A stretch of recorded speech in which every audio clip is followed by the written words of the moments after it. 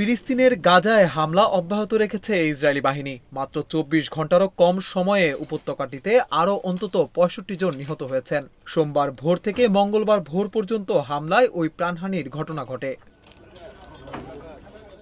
Israeli বাহিনী উত্তর গাজা সিটিতে একটি বাড়িতে বোমা হামলা চালিয়ে কমপক্ষে ৫ জনকে হত্যা করেছে।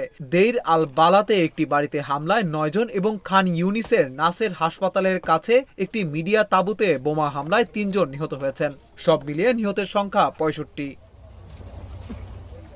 আল জাজিরার তথ্য মতে ইসরায়েলি সেনাবাহিনী বেসামরিক নাগরিকদের বাড়িগুলোতে আক্রমণ করার জন্য যুদ্ধবিমান এবং কামান ইউনিট ব্যবহার করছে। শ্বাসরুদ্ধকর অবরোধ এবং সমস্ত সীমান্ত ক্রসিং বন্ধ করে দেওয়া, সেই সাথে গাজা উপত্যকায় সমস্ত প্রয়োজনীয় চিকিৎসা সরবরাহ নিষিদ্ধ করা সত্ত্বেও এখানকার হাসপাতাল এবং চিকিৎসক দলগুলো পরিষেবা প্রদান অব্যাহত রেখেছে। ২০২৩ সালের ৭ অক্টোবর থেকে গাজায় হামলা চালাচ্ছে ইসরায়েল। হামলা শুরুর পর থেকে এখন পর্যন্ত প্রাণ গেছে প্রায় ৫১,০০০ মানুষের।